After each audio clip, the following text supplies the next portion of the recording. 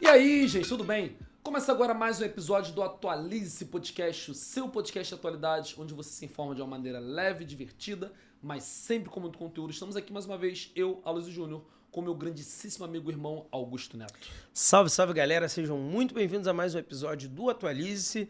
Estamos aqui para tratar das nossas notícias de setembro, né? Mês que foi bastante agitado, tanto no Brasil quanto no mundo, reta final de eleições, muita agitação lá no Oriente Médio, várias coisas importantes acontecendo no mundo. Então estamos aqui para fazer esse apanhado, esse pinceladão aí de tudo que aconteceu neste mês de setembro. Mas não antes dos recadinhos do Tio Alu.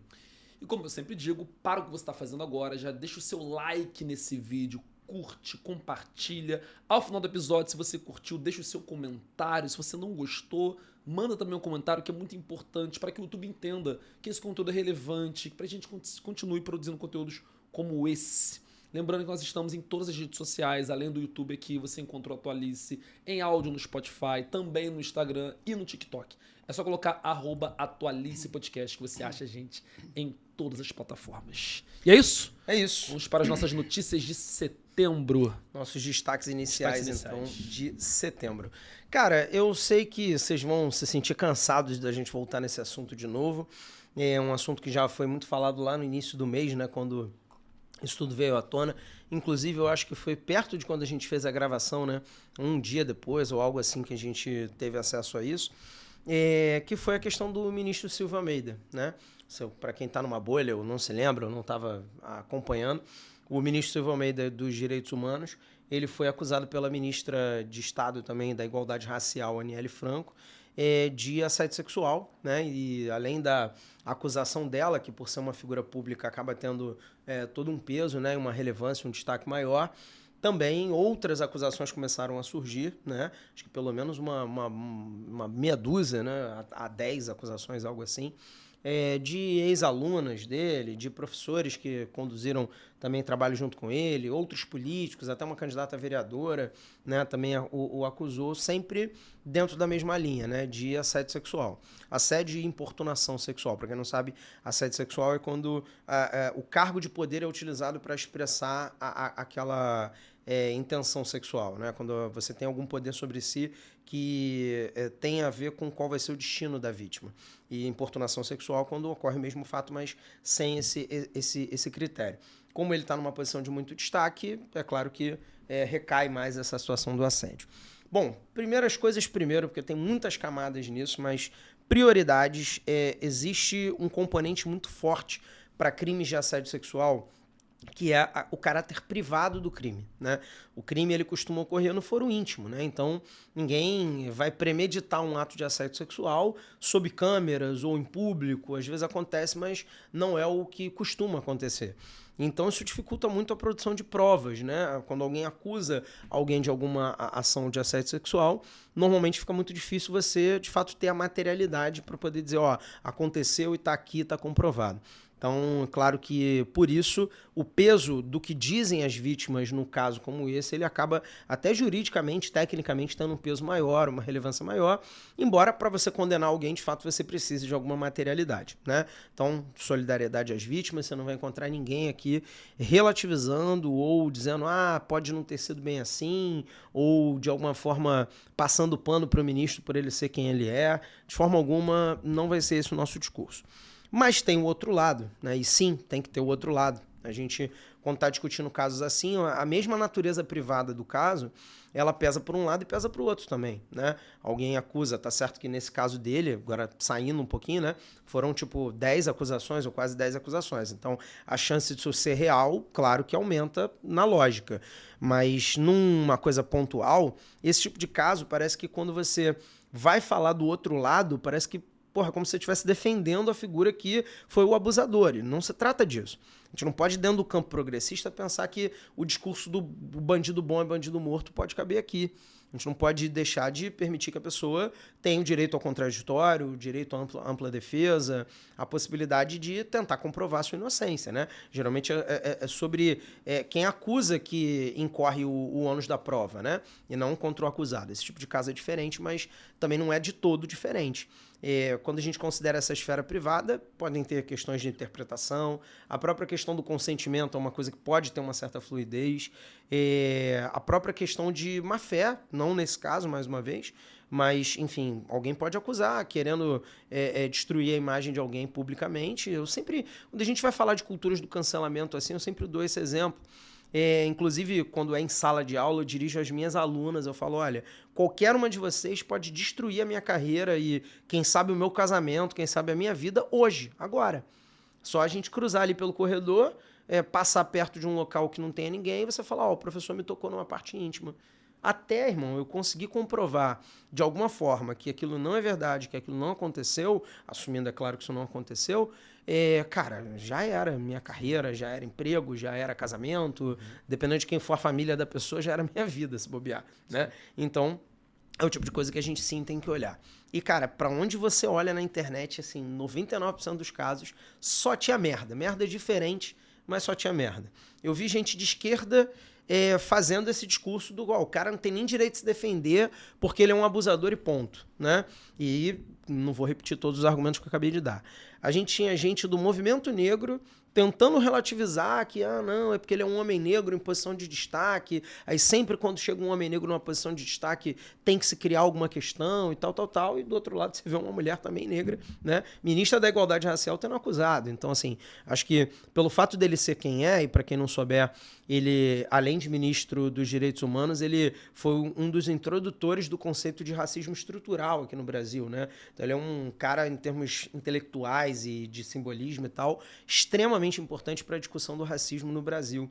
E essa obra não vai ser jogada fora por conta disso. Ela não deve, na verdade, ser jogada fora por causa disso, né? E eu vi esse tipo de relativização, inclusive de mulher negra, tá? O que é, assim, um plot twist enorme, né? Ali dentro da fala da pessoa. Eu vi também gente de direita, eu acho que isso foi o mais enojável de tudo, tentando capitalizar em cima da questão. Falou, não, tá vendo aí, ó, o ministro dos Direitos Humanos, ó, o tipo de direito humano que ele quer e o caralho. Tipo, tentando pegar, então, o fato de que ele potencialmente cometeu esses crimes e, para isso, tentando utilizar do caso para poder meio que descredibilizar as pautas ou as coisas que ele defendia, ou a figura de um ou do outro e tal. Gente, essa que provavelmente tem uma dúzia de pessoas acusadas de assédio dentro aí dos apoiadores políticos, né? E que eu até vi uma provocação interessante que, se isso daí tivesse acontecido na campanha do Pablo Marçal, em São Paulo, tinha mudado absolutamente nada para o eleitor dele, né? Porque dentro do campo de lá você costuma ter esse tipo de coisa, esse tipo de acusação acontecendo o tempo inteiro. E por outro lado também, se fosse algum tipo de acusação contra alguém de direita, também houve a provocação ao contrário. Será que iam colocar esse peso todo que estão colocando sobre a possibilidade dele ser inocente? Igualmente também não. Então, assim, a prudência é irmã da vida longa, né?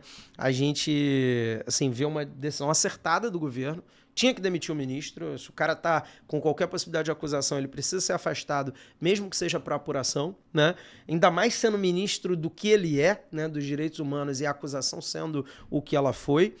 E tem aquele ditado que diz que a mulher de César não basta ser honesta, ela precisa parecer honesta, né? Então, qualquer pessoa numa figura pública, né, num cargo como esse, de fato, é insustentável que ele tenha continuado no cargo. Mas você levanta o dedinho para falar qualquer coisa no sentido de fazer todas essas ponderações que a gente fez, tá passando pano para um abusador e tal, não sei o quê.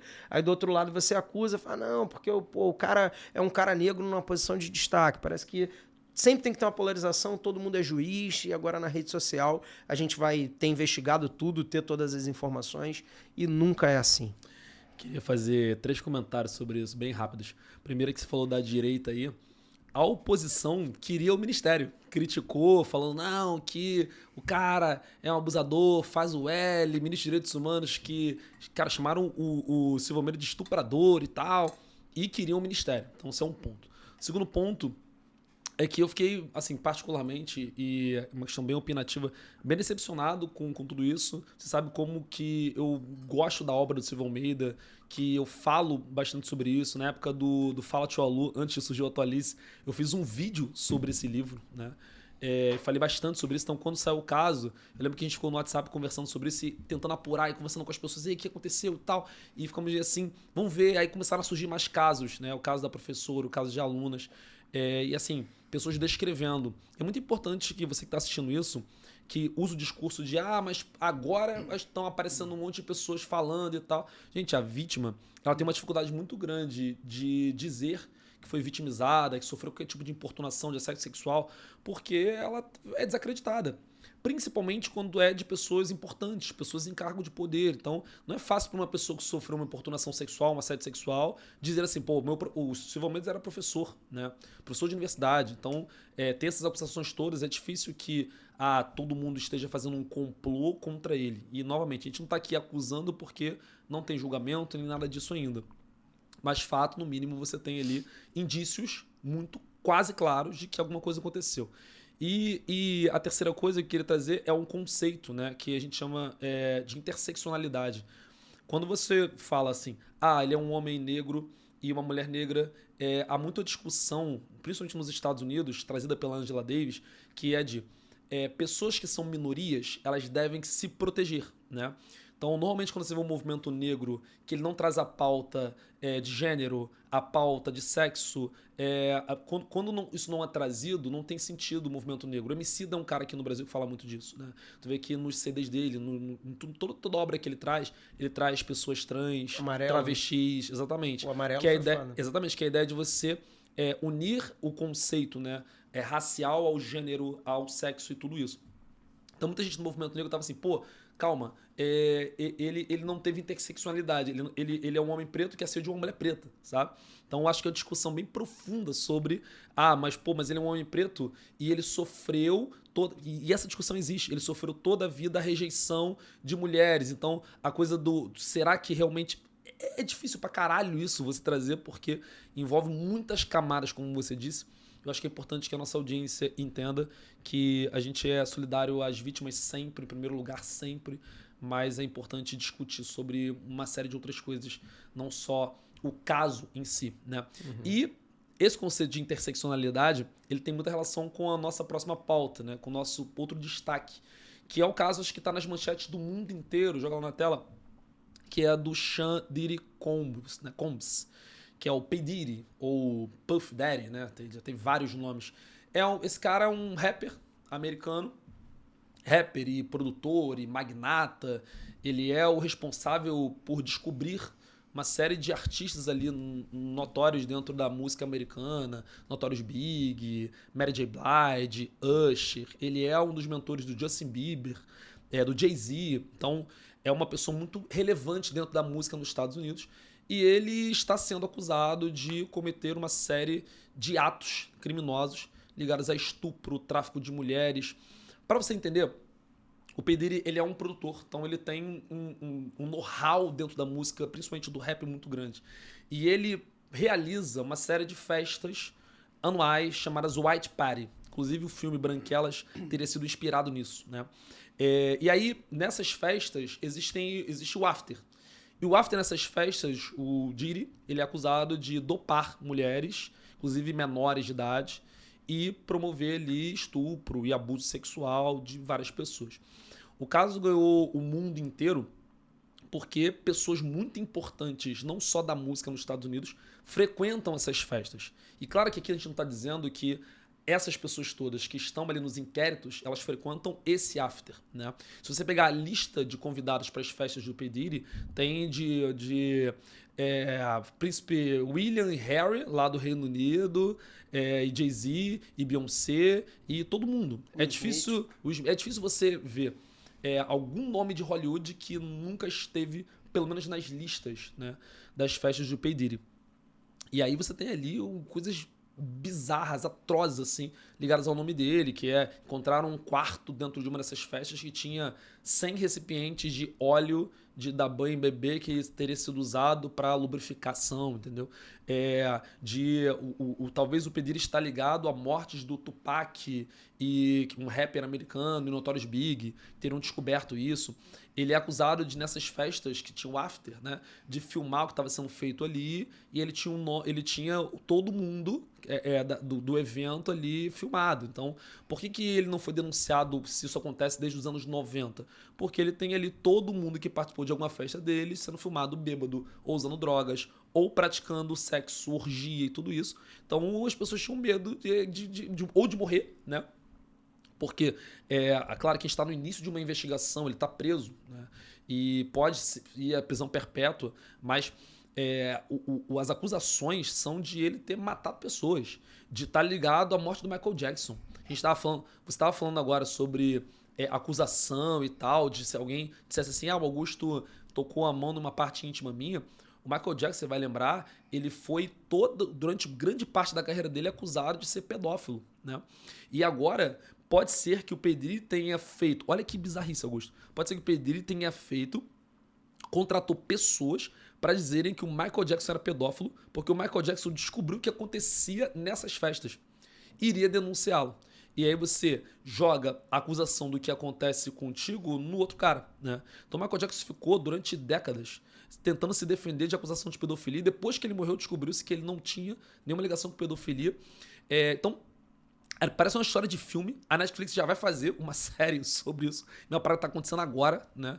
Então, parece uma história de filme, mas todos os indícios de que isso de fato acontecia estão muito claros, muito postos, né? O que a gente espera é que seja de fato esclarecido, que ele não seja morto, ele tá com muito medo de morrer na prisão. Tem pessoas muito importantes que poderiam ser cúmplices dele, dentre eles o Jay-Z, Beyoncé, e vários outros artistas, né? Então, esse caso é o caso que todo mundo está falando sobre, e eu disse para você, isso pode ter impacto nas eleições de agora, né? Nessas festas do P. Diddy, tinham pessoas políticos que eram convidados. A Kamala Harris, que a gente vai falar dela daqui a pouco, que é candidata à eleição dos Estados Unidos, ela tá na lista de convidados das festas do P. Diddy, entendeu? Se ela esteve lá, se ela embriagou-se, se ela usou drogas, se envolveu no after, a gente não sabe. Mas tu imagina isso, moleque. Próximo debate da eleição americana, tá lá o Trump falando que não, porque a Kamala Harris matou o Michael Jackson. Não, mas então... Ele falou várias coisas. Tu falou zoando, mas o Trump, ele postou uma foto da Kamala Harris com um cara que parece o P. Diddy, né? E ele postou isso no Twitter, depois veio... Não, é fake news, não tem nada a ver, não é a mesma pessoa. Ele foi e apagou. Mas ele postou, domingo, uma foto da Kamala Harris ao lado de um homem negro, que teoricamente seria o P. Diddy, mas não era. Ou seja, isso é uma história de tabloide de fofoca, e o Atualice não é isso, mas tem muita relação com a eleição. A eleição está muito apertada ali, e às vezes um caso desses na reta final... muda um estado pêndulo e a Câmara se fode, né? Por ter estado na lista de convidados de uma festa com orgias e drogas. Eu queria confessar a todos que quando a Luiz falou, quando a gente estava batendo a pauta aí do que a gente ia falar nesse episódio, quando ele falou, eu falei, sério, cara? Tu vai falar? A gente, é por isso que ele brincou. É programa de fofoca essa porra? Mas não, aí ele me contou tudo. Cara, eu sou um completo ignorante com as colunas de fofoca, assim. Mas os alunos não falaram contigo sobre isso? Os alunos não comentaram isso contigo? Cara... Porra, os alunos só falam disso.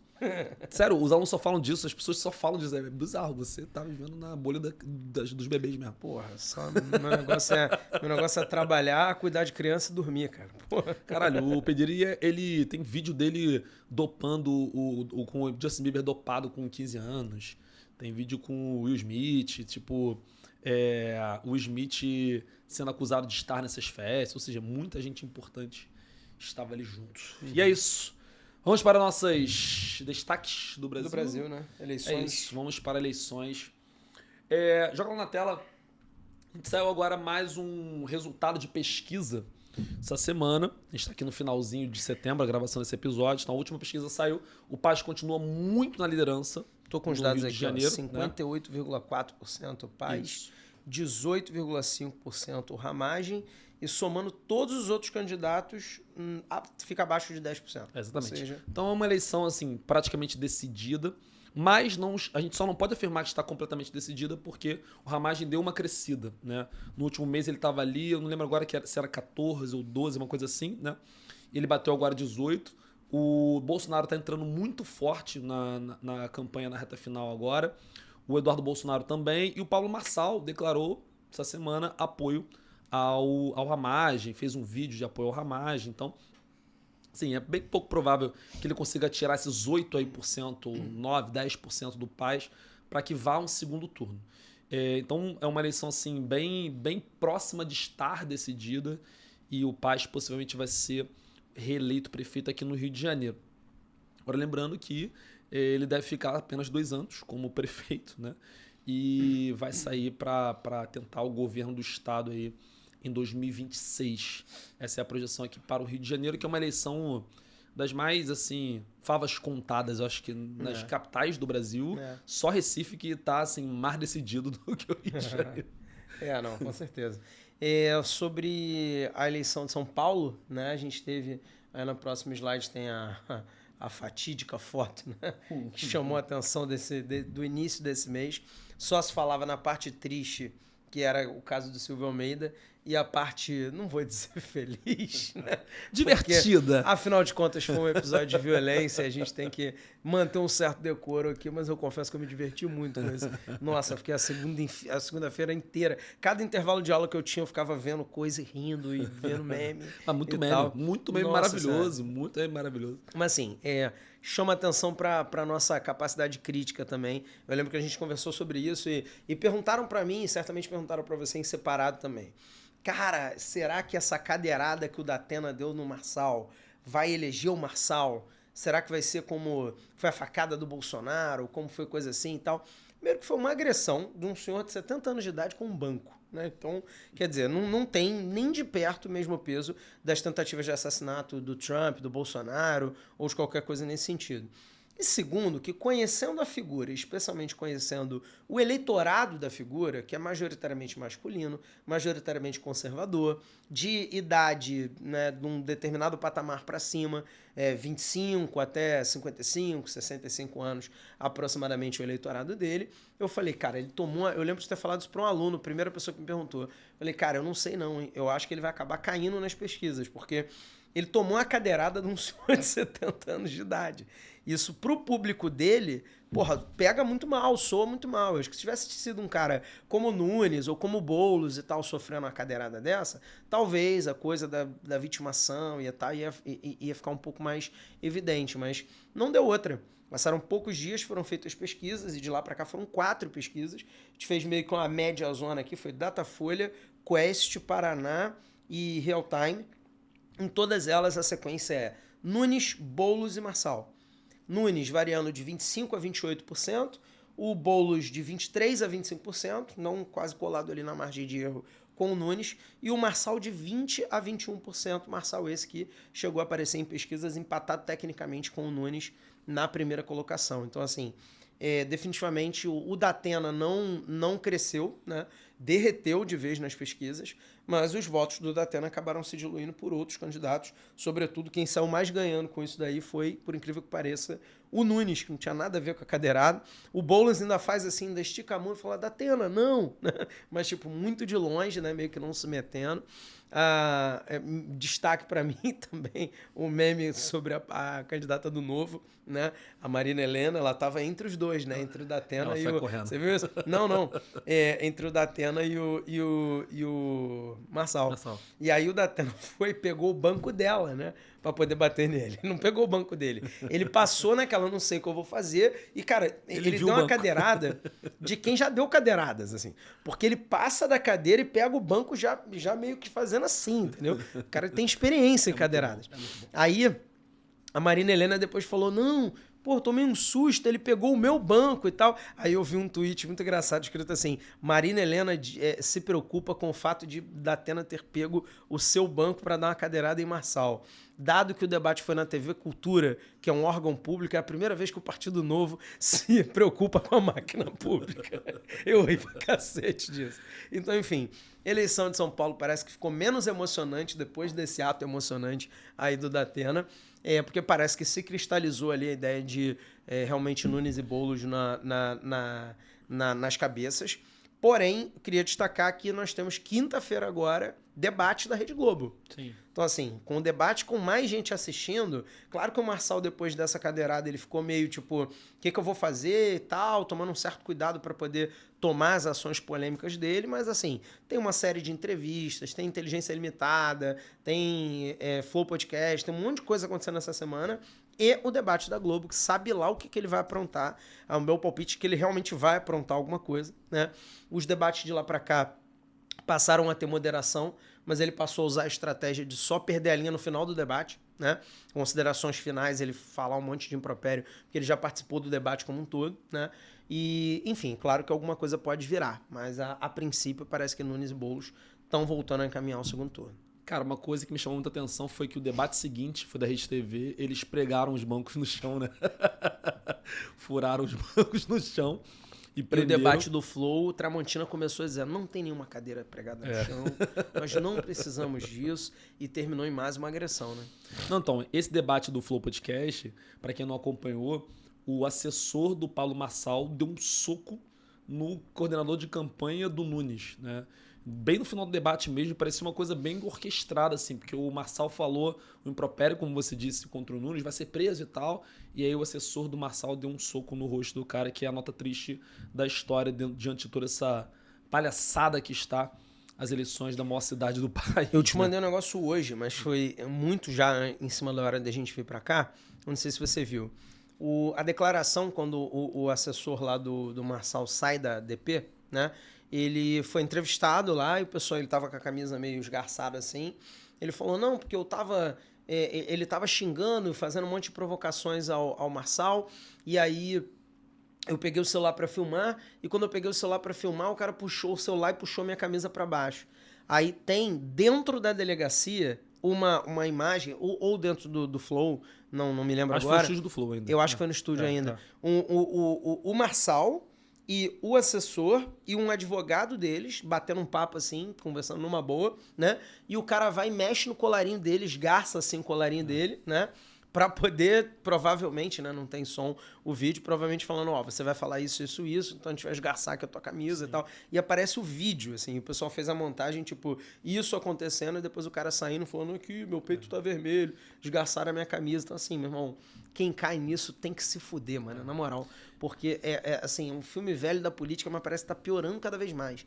E só um destaque... Parece não. Não é. Parece que eu digo em termos de resultado. Sim. E só um destaque, no 7 de setembro tinha uma faixa escrito Pablo Marçal, presidente de 2026, tá? Só fica a dica aí de que esse sujeito ele pode não ir para o segundo turno, ele pode não ser eleito, mas ele é uma figura a se observar muito de perto, porque imagina uma eleição em que tenha uma direita, por um lado é bom, dividida, né, entre bolsonaristas e Marçal, mas vai que essa galera aperta a mão e faz o megazord nos bastidores, isso daí vai ser um perigo extremo para 2026. Para mim, a cena mais estarrecedora de tudo isso aí da cadeirada é o Paulo Marçal na ambulância, né?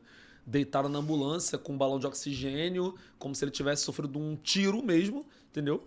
E o cara, um assessor dele, do lado de fora da ambulância, com a ambulância com as portas abertas, e ele gritando, sai, sai. Como que esse cara? O cara sofreu uma cadeirada de um senhor de 70 anos, como você disse. Ele tava com um machucadinho na mão, cara. Então ele fez uma cena ali, filmagem e tal. Eu acho que isso aí foi o que mais ferrou com ele, porque...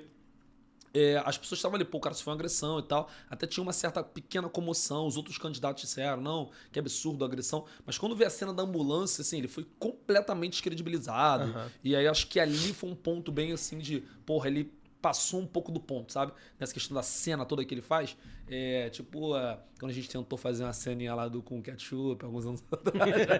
Cara, eu já falei pra tu parar de fazer piadas internas que ninguém vai entender. Não, mas só pra dar risadinha. E tem determinadas coisas que a gente não pode contar gravado no YouTube. Essa um dia a gente vai contar aqui. Fique bem aí. Claro, foi uma brincadeira, não ter fins lucrativos, foi só um trote num amigo nosso. É verdade. Bom, enfim, vamos para destaque aqui no Brasil. Queimadas. Destaque ambiental agora, né? Exatamente.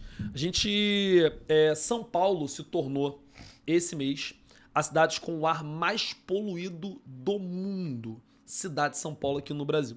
O que está acontecendo? O Brasil bateu o recorde esse ano de queimadas, de incêndios florestais. Isso tem muita ligação com o avanço da fronteira agrícola para a região amazônica, dentro do centro-oeste, na região do Cerrado, no Pantanal. Então você tem uma série de incêndios florestais para avanço da fronteira agrícola e também alguns incêndios criminosos, né? Há ali algumas investigações de que algumas pessoas podem estar tacando fogo em área de vegetação para prejudicar politicamente governos em municípios, em cidades e até nacionalmente. Além desses incêndios, dessas queimadas, esse ar está chegando aqui ao Sudeste, a gente tem algumas questões ambientais que vão impactar isso. Primeiro, a gente está em um tempo mais seco agora, tem pouca chuva. No meio do ano para cá, inverno, né? A gente tem um período de mais seca. A gente tem também um ano de El Niño, que está se encerrando, mas o país fica quase que inteiramente muito seco nesse período de El Niño. A gente tem um aquecimento global, que torna esses extremos climáticos assim mais latentes, mais acentuados, né? Somado a isso, você pensa em São Paulo, que é uma cidade muito grande, muito urbanizada, então tem muita poluição naturalmente ali na cidade, somadas a incêndios, às queimadas, ao ar que vem poluído e um mês que é frio, a gente tem um fenômeno que a gente na geografia ensina muito, que é a inversão térmica, né? Quando você tem a massa de ar frio ali estacionada sobre a cidade, retém mais essa poluição. Então você soma o El Niño, aquecimento global, o tempo mais seco naturalmente, inversão térmica e com o crescimento abrupto das queimadas, por isso que São Paulo, não só São Paulo, várias outras cidades, quem aí andou, saiu de manhã cedo, viu ali o sol meio rosa, com o céu meio rosa, com um sol muito bonito. Ah, o céu tá lindo. É poluição, cara. Poluição. Simplesmente poluição. A minha esposa trabalha no hospital, a quantidade de crianças chegando com problema respiratório, bronquiolite, assim, aumentou absurdamente. A gente está no Rio de Janeiro, que é longe. Para dentro, Goiás, Mato Grosso do Sul, assim, o céu está muito poluído. E o Brasil é um país que vai ter COP aqui no ano que vem, né? A gente vai ter um G20 esse ano aqui, e é uma vergonha, assim, para o país ter a cidade mais poluída do mundo num país que tem uma Amazônia, que tem uma Mata Atlântica ali, com uma certa preservação em alguns locais, e é uma bizarrice, né? Então, além de todas as problemáticas que a gente tem, ainda temos mais essa das queimadas aí avançando no território nacional. Eu só queria destacar uma coisa boba, né? Você falou tudo que tinha que falar sobre causas, mas tá te chamando a atenção como que esse assunto, embora tenha aumentado de fato, é um assunto que ele é velho, né? Uma coisa que sempre aconteceu, mas que tá em alta, assim, todo mundo fala sobre isso. Eu peguei carro para ir para Minas agora nesse fim de semana, então dirigi do Rio até Minas e depois de Minas até o Rio, e fiquei lá com pessoas que eram de estados diferentes e tal. E, cara, impressionante. Todo mundo olhava e, nossa, ali, ó, tá seco. Pô, são essas queimadas aí. Não, mas, pô, tá nublado hoje. Pô, são essas queimadas aí. As vaquinhas estão magras, teve isso? As vaquinhas estão magras. Tá vendo? Mas também queimada não tem pasto pra vaca comer. Então, eu não sei porque tem um fenômeno midiático acontecendo sobre isso também, que em nada nega que os dados são todos realistas e tal, mas que chamou minha atenção. Cara, por que estão falando mais disso do que o normal? Se for consciência ambiental, beleza, mas esses surtos coletivos são uma coisa que sempre chama atenção. Simplesmente política. A galera da esquerda dizendo que pessoas de direita estão tacando fogo em floresta pra ferrar com o governo, e a galera da direita falando que o governo... Ó, tá vendo o governo Lula? Recorde de queimadas. É a maior queimada desde 2007. O Brasil bateu o recorde de poluição nas cidades e subiu as queimadas. Ó, o governo do ambientalismo. Ó, a Marina Silva, que defende a Amazônia, tá botando fogo na Amazônia. Enfim, é política, cara. Simplesmente isso. A Marina Silva tá botando fogo na Amazônia. Tipo isso. Essa é a frase que a gente ouve por aí. Vamos para agora um destaque do mundo que para mim é a grande notícia do mês de setembro, que foi o caso dos pagers do Hezbollah, né? A gente já vinha falando do Hezbollah em outros episódios aí, mas isso que você tá vendo aí na sua tela é um pager, um aparelhinho que você deve se lembrar lá dos anos 90, que as pessoas antes de terem celular, isso era muito mais barato do que celular, não tinha GPS, não tinha nada, era muito mais simples. As pessoas ligavam para o número do pager de outra pessoa, né? E ou mandavam uma mensagem escrita através da atendente, né? Você fala, ó, escreve tal coisa, tal, tipo um recadinho assim de uma linha. Ou então simplesmente telefonava e você via o número e aí sabia que você tinha que entrar em contato urgente com aquela pessoa. E o Hezbollah, assim como o Hamas e qualquer outro grupo aí, nessa fase de complicação em relação a Israel e atentados e investigações e tudo mais, eles fizeram meio que um downgrade de tecnologia, né? Eles começaram a utilizar algumas tecnologias menos, digamos, rastreáveis, né?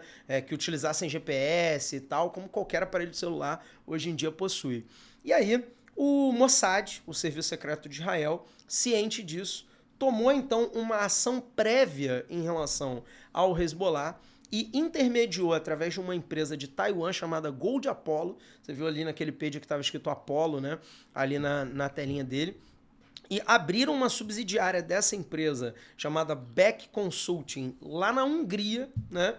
Onde eles teriam fabricado pagers para poder começar a vender no mercado paralelo, até que surgisse um contato, e devem ter vendido pager para traficante, devem ter vendido pager para uma porrada de grupos assim que não podem, né, ser monitorados pela justiça, até que começaram a vir pedidos do Hezbollah, e eles venderam mais de 5 mil pagers para agentes do Hezbollah.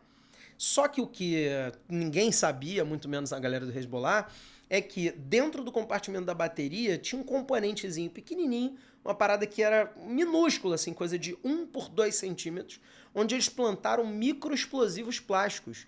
E esses microexplosivos seriam ativados, eles já fizeram a programação interna lá no aparelho, com uma mensagem alfanumérica, tipo um código assim, como se fosse aquelas senha padrão, né, cheio de letra e número, caralho. Se você mandasse essa mensagem para aquele pager, ele detonava aquela carga de explosivo.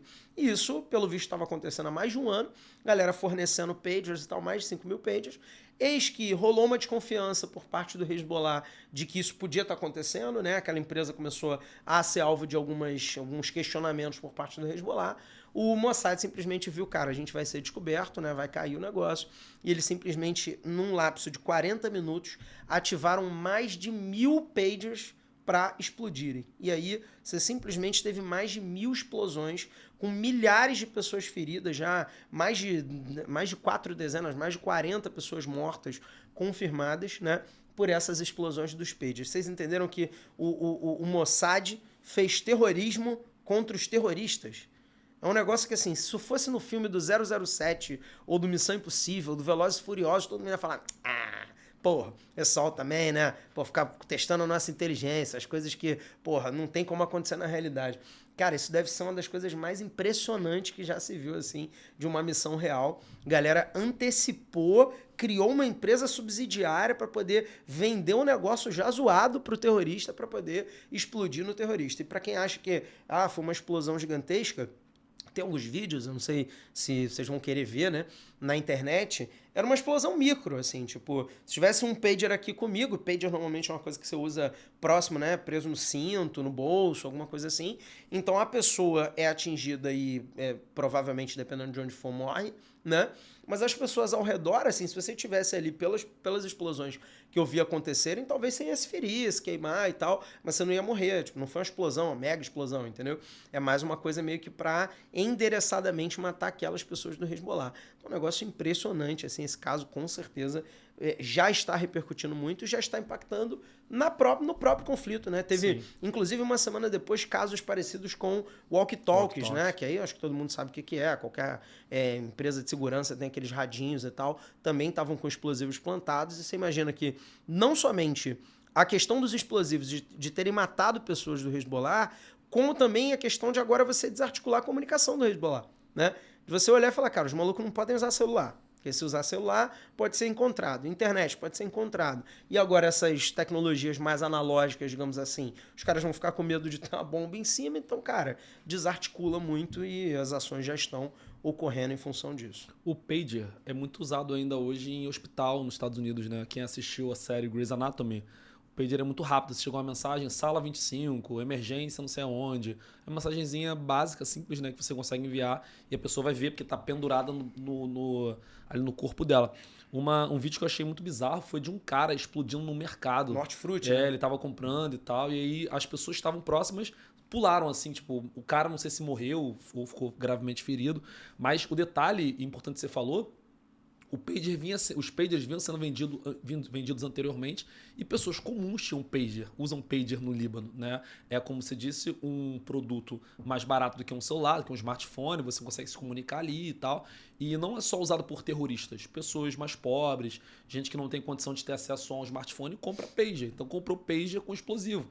Então o Israel não só matou terroristas, matou gente inocente ali e feriu gente inocente para capturar, para matar gente do Hezbollah. E, como você disse, essa história dos pagers só acentuaram um conflito que já vinha acontecendo. Hoje, a guerra dentro do Oriente Médio, ela está escalando para o norte. A gente vem falando disso aqui há algum tempo, desde que o conflito começou em Gaza. Lá no dia 7 de outubro, está para fazer um ano, bem daqui a pouquinho, né? E essa guerra começa em Gaza, ela vai mudando o eixo para o norte. Exatamente ali na fronteira entre Israel e Líbano, como está no mapa, olha lá na tela. O Líbano ele faz fronteira com Israel, bem lá ao sul do Estado de Israel. E ali no sul do Líbano existe um grupo, a gente falou dele aqui algumas vezes, chamado Hezbollah, que é um grupo xiita libanês, aliado do Irã, e que é um dos grupos mais fortemente armados dentro do Oriente Médio. É um partido político dentro do Líbano, que tem o seu braço armado terrorista. Essa guerra, ela vai aos poucos tendo bombardeios ali do Hezbollah nas cidades do norte de Israel, Israel nas cidades do sul do Líbano. Nesse momento em que o Hamas está mais neutralizado, a guerra em Gaza, apesar dos bombardeios continuarem acontecendo, estar mais arrefecida, Israel volta o seu olhar para o Líbano. E aí começa com a história dos pagers e dali o Hezbollah faz uma série de ataques ali no norte de Israel, cidades como Haifa, por exemplo, que vão ser ali... A população vai ser retirada, né? Vai ser deslocada para outras cidades. Israel vai iniciar uma série de bombardeios, não só no sul do Líbano agora, mas essa guerra ela vai subindo para o norte do país. Essa semana que nós estamos gravando esse episódio, Israel fez ataques na capital do Líbano. Nesses ataques foi morto o principal líder do Hezbollah, o Hassan Nasrallah, foi morto. Ele que era líder do Hezbollah há mais de 30 anos, foi morto numa ação israelense agora. Então, essa guerra do Líbano, que seria a terceira guerra do Líbano, né? A gente teve guerra no Líbano em 82, Israel contra Hezbollah e Hamas. Em 2006, Israel contra Hezbollah e Hamas. E agora você tem um avanço muito rápido desde a história dos pagers e dos walkie-talkies. Só para vocês terem uma ideia, a última guerra que teve no Líbano foi em 2006 e essa é uma guerra que durou 1 mês e meio.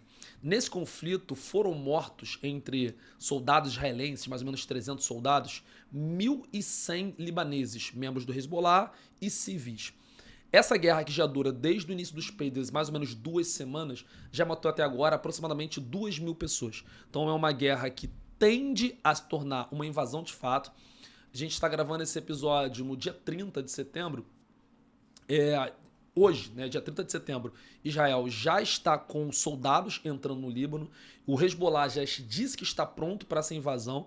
Então, como eu disse, o eixo está se deslocando para o norte, só que é muito pior. Por quê? O Hezbollah é mais poderoso que o Hamas, o Hezbollah é muito próximo ao Irã. Nesse atentado dos pagers, o embaixador iraniano do Líbano foi atingido pela explosão do pager, está em estado grave no hospital. Então a gente tem ali uma possibilidade de guerra total.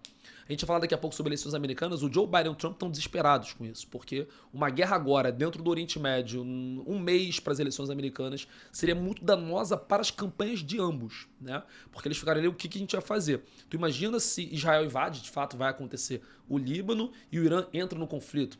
Lá no sul você tem os Houthis, que fizeram bombardeios a Israel também agora. Então, é claro que a gente está dizendo aqui que o Hezbollah vai vencer uma guerra contra Israel, mas os danos que o Hezbollah pode fazer ao território israelense, a civis israelenses, é algo que o Hamas não tem força para. O Hezbollah tem drone, tem mísseis de maior alcance. Ainda que Israel seja muito bem protegido pelo seu domo de ferro, pode cair bombardeios em Tel Aviv, né? Além dos libaneses mortos. Então a gente tem uma guerra que tem uma chance grande de virar uma guerra total. E uma guerra total seria invasão de território, que aconteceu em Gaza. E a tendência é que Israel, de fato, entre nesse território. E aí você tem uma guerra que pode durar aí meses, anos. A gente não sabe, de fato, o que vai acontecer. O meu palpite, Augusto, é de que a guerra, de fato, vai escalar, de que vai ter uma guerra total, de que Israel vai entrar no território. E a tendência é que a gente tem aí, talvez, o conflito se espraiando para uma Síria, esse eixo da resistência que são Irã, Síria, Hezbollah, né? Ali mais ao norte é o lugar onde Israel mais tem preocupações, né? Porque tem cidades importantes ali, tem Haifa, Tel Aviv, que é próximo. Então, a gente está assim bastante... A gente vem avisando isso já tem um tempo, né? De que isso poderia acontecer, de que era provável que isso acontecesse. E assim, Triste, né? Triste notícia. Eu queria comentar algumas coisas. Primeiro que você teve uma memória muscular aí rápida. Você falou, o Joe Biden e o Trump estão desesperados nisso por causa da campanha. Mas é a Kamala Harris, né? Isso é verdade. Você estava falando. Memória muscular. Verdade. Da Kamala Harris você estava falando. E segundo, bota lá no mapa, por favor, de novo, Fábio. A gente... Joga lá pra gente. A gente tem ali, cara, a Síria logo ao lado, tá? Com a possibilidade de Israel ocupar ali aquele sul do Líbano que você está vendo com aqueles pontinhos vermelhos, a Síria logo ao lado é um país que está em guerra civil já há 15 anos praticamente, sim. Onde você tem o governo do Bashar al-Assad, né, do ditador sírio, apoiado pela Rússia, tá? E onde você tem os rebeldes apoiados pelos Estados Unidos, os rebeldes que tentam tomar o poder apoiados pelos Estados Unidos. Então, você tem, de certa forma indireta, que seja presença militar, tanto russa quanto americana, no país que faz uma fronteira imensa com o Líbano, né? Então, espraiar-se o conflito para o Líbano significa meio que sugar a Síria para dentro da história, né? É claro que não necessariamente o governo sírio, né, que está às voltas lá há quase 15 anos com uma guerra civil enorme, então, claro que se dividir frentes ali é um negócio pouco provável, mas ao mesmo tempo, cara, a presença militar, né, americana e russa ali se envolvendo mais diretamente, lembrando que a Rússia, né, hoje muito aliada da China, muito aliada do Irã, contexto dos novos BRICS e tudo mais, você tem uma questão muito forte ali envolvendo uma possibilidade de um conflito maior. E o que eu queria destacar também é uma outra coisa. Me fizeram essa pergunta ao longo dessa última semana algumas vezes. Pô, Augusto, mas então Israel vai entrar em guerra com o Líbano? Eu falei, alto lá. Israel vai entrar em guerra com o Hezbollah. O Hezbollah é quem ocupa territórios, militarmente falando, no sul do Líbano. Aí o pessoal falou, pô, mas eu não entendi, então eles querem fundar um país ali no sul do Líbano, eles querem separar e tal. Olha, o que tem ali é praticamente um acordo de cavalheiros, né?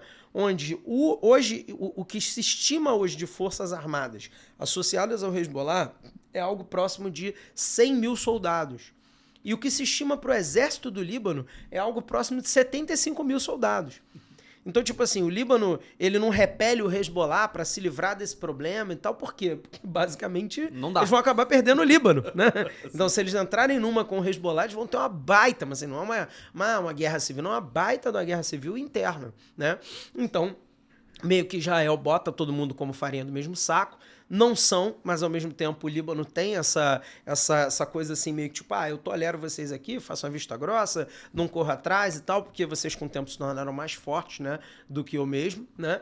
E, cara, o Líbano, claro, acaba tendo responsabilidade, corresponsabilidade, né, ali com as ações do Hezbollah, assim como lá atrás, no passado, o Afeganistão tinha com as ações da Al-Qaeda, né?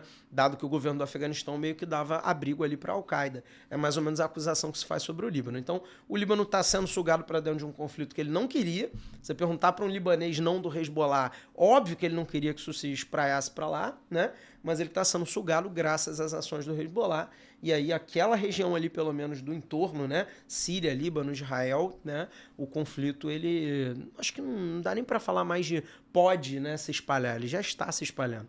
A ação do Estado de Israel, ao começar a avisar pessoas das cidades no sul do Líbano para elas saírem das suas casas e abandonarem as cidades, foi, assim, exatamente o que 2 semanas antes começou a preceder a invasão por terra em Gaza, entendeu? E havendo essa invasão, né, a gente com certeza vai ter um conflito bem mais volumoso na região. Uma coisa interessante, ainda no mapa lá, Fábio, o Líbano, ele é um país islâmico, mas ele dentro do Oriente Médio é um dos mais diversos. Ali você tem mais ou menos 40-45% de xiitas e o restante sunitas. Então a maioria do Líbano é sunita. E muito cristão também. E muito cristão. Não é à toa que o Brasil tem libanês pra cacete aqui, são os cristãos que eram perseguidos ali ao longo de décadas nesse país. E aí o primeiro-ministro do Líbano é um sunita, sempre é, porque eles são maioria, né? E votam sempre no primeiro-ministro sunita, mas o Hezbollah, ele tá dentro do Congresso, ou seja, é muito louco assim, porque o Hezbollah é um partido político que tem um braço armado, terrorista, mas também está ali no Congresso e discutindo lei e tal. Então esse acordo de cavalheiros tá ligado, o primeiro-ministro é um sunita, mas a maior força militar é xiita, e isso é uma questão. Uma outra questão é esse território aqui das colinas de Golã, que o Augusto falou sobre espraiamento para a Síria. Esse é um território que pertencia à Síria e foi tomado por Israel na Guerra dos 6 Dias, e também está tendo bombardeios ali nas colinas de Golã, né? O Hezbollah faz ataques ali às colinas de Golã. Nesses ataques que Israel faz, tu imagina, por exemplo, se um míssil desse passa direto e cai na Turquia, a merda que vai dar, né? Porque é ali do lado também. E você tem problemas da Turquia com o governo de Israel. Ou seja, o que a gente está fazendo aqui hoje não é sermos os profetas do apocalipse, tá? Mas uma Turquia que tá ali perto do Líbano, que tem problemas com Israel, o Irã do outro lado, que tem problemas com Israel, a Síria também. Israel é a maior força militar dentro do Oriente Médio, tem apoio dos Estados Unidos. A eleição da Câmara ou do Trump, não importa quem seja, Israel vai ser apoiado pelos Estados Unidos. Claro que com o Trump muito mais veemente, mas nos Estados Unidos eles têm ali um consenso de que Israel é o nosso aliado dentro do Oriente Médio. Então é um conflito que pode se tornar algo que Gaza, infelizmente, vai ser dito aqui por nós como, pô, aquilo ali foi só um estopinzinho de algo muito maior. Espero que não, a gente espera que não, o atualista espera que não, mas é bem provável que isso aconteça, tá? Porque o Líbano é maior do que Gaza, o Líbano tem mais gente do que Gaza, o Líbano tem uma força, você falou de 100 mil do Hezbollah, o Hamas é mais ou menos 10 mil, é 10 vezes menor em relação à quantidade de gente, em relação à força, né? E somado a todo o contexto do entorno, tem chance de dar merda grande. A gente espera que não aconteça, assim como a gente espera que a humanidade tenha um surto coletivo de fofura e todos passem a viver bem. Mas a gente acha que vai acontecer. É mais ou menos isso daí. Você falou de eleições americanas, eu fiz uma analogia um dia desse sobre o apoio, né, que existe dos americanos a Israel. Que eu falei que é mais ou menos assim. Foi até dando aula sobre isso. Eu falei, ó, é como se Harris e Trump, né? Como que seria a postura diferente? Um amigo teu liga pra você de madrugada e fala assim pra você, ó, matei um cara, preciso de ajuda pra esconder o corpo, né? O Trump seria o cara que ia falar, tá bom, valeu, vai lá, ajuda você a esconder o corpo e não pergunta nem quem é, vai embora e volta a dormir. A Kamala Harris é aquela que vai lá, vai te ajudar a esconder o corpo e vai voltar pra casa te dando esporro o tempo todo no caminho, falando que você não pode fazer mais isso, que senão da próxima vez eu não te ajudo e tal, mas vai te ajudar, entendeu? É mais ou menos isso que tem de diferença de postura. Se você não entendeu, o cara que precisa esconder um corpo é Israel, né? Então, cara, há meio que uma concordância, graças à força, né, econômica e política da comunidade judaica-americana da comunidade judaica-americana, né, presente mesmo em solo americano, para as campanhas eleitorais. Então, acho que isso daí é uma coisa que é inegociável, aconteça o que acontecer no Oriente Médio. Falando em eleição... Só uma última coisa. O ideal seria que o Netanyahu saísse do poder, né? Acho que é a coisa mais importante de acontecer, mas eu ia só fazer um comentário sobre ele. Não sei se você assistiu... Em tempo de guerra, pouco provável. Não sei se você... exatamente, a guerra tem uma relação com ele estar ali. Mas não sei se você viu que ele estava na Assembleia Geral da ONU, ele foi discursar e foi vaiadíssimo na Assembleia, e várias delegações deixaram o encontro ali por conta do discurso do Netanyahu, ou seja... pode ser que tenha uma pressão aí, uma possível eleição da Câmara de que ele deixe o poder, né? Ele tá com muito medo de ser preso. É só um comentário. Enfim, vai pra lá. Falando em Kamala versus Trump, a gente teve no dia 10 de setembro um debate, né? Debate da CNN americana entre Kamala Harris e Donald Trump, e a gente, nesse debate, teve uma estratégia um pouco diferente, né? A Hillary Clinton, lá atrás, quando concorreu com o Donald Trump pela primeira vez, ela usou aquela estratégia de transformar tudo que o Trump falava numa grande questão e tal. Acho que a gente ainda estava começando a conviver com essa figura dos trolls da política, né? Essa coisa meio Bolsonaro, meio Pablo Marçal, eu vou dizer um absurdo justamente para poder cativar uma bolha pequena que pode ir crescendo, muito embora isso embarque muita rejeição. Então, os democratas americanos eles não tinham muita experiência sobre como lidar com isso. Na última eleição, o Biden adotou meio que aquela linha do não vou dar muito palanque, não vou dar muito assunto e tal, e conseguiu vencer a eleição, embora tenha sido muito apertado. E agora a campanha da Kamala parece que assim, alinhou muito bem um jeito de meio que tratar o Trump como um personagem meio bizarro. O que se tivesse sido feito pela Hillary Clinton lá em 2016, a Hillary Clinton ia ter perdido assim de lavada. Talvez se o próprio Biden tivesse feito isso também, ia ter perdido de lavada, porque ainda era um momento que ainda se dava uma certa credibilidade a essas figuras. É mais ou menos como você disse no Marçal, do episódio da ambulância, entendeu? Quando você expõe que o cara fez está gerando bizarrices, como um senhor de 70 anos dar uma cadeirada nele, ele fazer uma grande cena numa ambulância, um assessor agredir o outro e tal, aquilo vai meio que perdendo a credibilidade do sujeito. E a Kamala Harris, a campanha, tem até um bastidor que é interessante que rolou lá nos Estados Unidos, de que ela está treinando para os debates com atores, simulando o Trump. Os atores lá falando os maiores absurdos e tal, para poder pegar de improviso ali, né, as questões relacionadas às possibilidades, né, do que o Trump fale no debate. Então, assim, eles entraram numa retórica que vem dando bons resultados.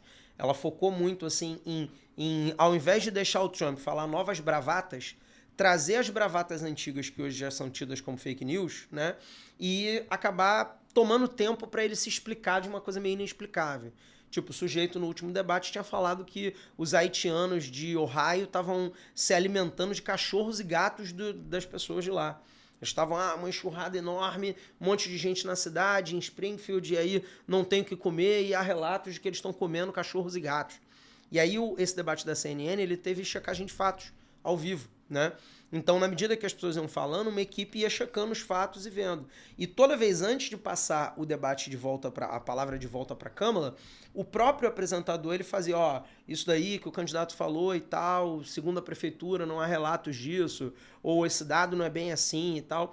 E assim, claro que a retórica do Trump é a retórica de que a CNN é democrata e que, tá defendendo a Câmara, e a Câmara foi corrigida menos vezes e tal, mas foi corrigida menos vezes porque ela falou menos merda, né? Porque ela disse menos coisas absurdas, como o Trump falou. Então, cara, várias coisas aí do Trump que ele provavelmente pretendia caminhar por outro caminho ali no debate, ele acabou sendo forçado a ficar remoendo assuntos que foram tentativas mal sucedidas ali de polemizar e que ele acabou não conseguindo trazer, né, justamente por conta dessa estratégia nova da Câmara de jogar a casca de banana para ele mesmo. E tem uma coisa que agora os debates daqui estão começando a fazer, o do Flow fez, eu acho, se eu não me engano, o da TV Cultura não fez não, mas teve algum outro debate lá de São Paulo que fez também, que é manter a figura das duas pessoas que estão falando quase o tempo todo ali presente. Então, normalmente, o que você vê em debate? Quando tem um embate ali entre os dois, aparece os dois dividindo tela. Mas, normalmente, tá falando o candidato Joãozinho, aparece o Joãozinho. Tá falando a Mariazinha, aparece a Mariazinha. E você não vê meio que a reação do outro, né? E lá, a CNN tá fazendo isso, a maioria dos debates estão fazendo isso, né? De dividir a tela e quando o outro tá falando, o microfone fica cortado, porém, eu fico com a imagem do cara. E o Trump o tempo todo assim, braço cruzado, a cara enfesada, né? Enquanto a Câmara estava falando, claramente desconfortável, né? E a Câmara fazendo caras e bocas, enquanto ele estava falando, ela fazendo assim, tipo, umas caras de, tipo, que coisa absurda que ele está dizendo. E isso, pelo visto, deixando ele mais nervoso ainda, né? Ao ver tudo ali no retorno da tela, né? Que fica ali na frente deles. E aí o cara ia se enrolando cada vez mais e tal. Então, assim, pesquisa depois do debate, com quem assistiu o debate, deu conta de que ela venceu o debate, né? Que ela saiu por cima do debate. E a primeira pesquisa pós-debate deu 47 Kamala, 40 Trump, né? Então é a distância maior que já houve na eleição até agora. Então, assim, claro que na eleição de lá, como não é majoritária, né? Como tem swing states ali que podem decidir a eleição e tal, esses estados pêndulo podem acabar formulando uma vitória do Trump, mesmo com ela tendo maioria. Então, a ver aí como é que vai ser, mas são bons sinais para a campanha na Câmara. Quer falar sobre isso? Eu acho que tudo vai ser decidido, na minha opinião, em um estado, entendeu? No máximo 2 estados. Vai ser ali Pensilvânia, Ohio, Flórida. vai ser alguma coisa assim. A Flórida tende a ser mais republicana, ela vem sendo republicana, né? Muitos analistas acreditam que a Flórida não é mais um swing state, que ela hoje já é republicana, tem um crescimento muito grande de conservadores ali. Não é à toa que as igrejas evangélicas brasileiras, muitas delas, estão ali em Orlando, né? A gente tem que fazer um Miami estudo. e tal. Será que os brasileiros de direita que foram para a Flórida tornaram Estão a Flórida mudando mais conservadora? Então, é uma boa pesquisa, uma boa pesquisa. Então você tem acho que a Câmara não tem que o favorito ali. Acho que a eleição vai ser decidida. É a mais apertada da história. Com certeza vai ser ali. Quem ganhar vai fazer 275, 273. Eu acho. Eu acho que se o cenário continuar desenhado a esse, eu sou um pouco mais mais inclinados que a Câmara vença com, não facilidade, mas assim, com um pouquinho mais de margem, envergadura, né? né? Tipo como Não o Trump acho, não. venceu, como o Biden venceu do Trump, mais ou menos ali. É, não lembro o número certo, mas não foi por um... O Trump fez 2,75 contra a Hillary. 2,75, que é muito apertado, né? 2,70 você ganha a eleição, né? 270 delegados, mas não sei. Fica, inclusive, a chamada pra galera pro nosso episódio, né? De Estados Unidos. Explicando essa coisa de delegados que a gente sempre fica falando aqui e tal. Inclusive, como a gente já gravou o episódio dos Estados Unidos, a gente tá falando aqui, em dado momento, não ficou claro, né? Será? Na verdade, a gente já fez esse episódio, mas teve alguns probleminhas técnicos e tal, ainda não lançou ele. Vai lançar primeiro esse news agora. Então, o news que era para ser o 47 virou o 46. E o dos Estados Unidos está vindo aí semana que vem, mais tardar na outra semana para vocês. É isso. Temos. Gente, muito obrigado pela presença de vocês aí acompanhando esse episódio das notícias de setembro. A gente tem aí o nosso episódio concluído agora e aqueles recadinhos importantes lá do Tio Alu do início, cara. Se você gostou desse episódio, curte o nosso trabalho, está precisando muito de força. Esse período eleitoral aí a gente conseguiu trazer tanta gente legal aqui e infelizmente quando chegou na nossa vez, o algoritmo para conteúdos de política tá totalmente zoado.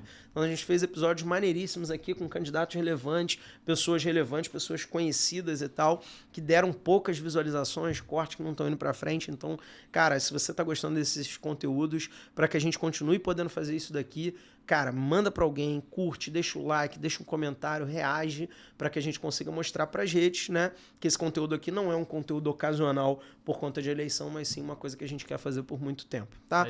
Além do YouTube, estamos também em áudio no Spotify, estamos também quase todos os dias lá com cortes no Instagram e no TikTok. E falando em Instagram, por lá eu sou o Augusto Gel, este cara é o Aloysio Professor e este foi mais um episódio do Atualize Podcast. Valeu! Beijo grande, cuidem-se, tchau, tchau.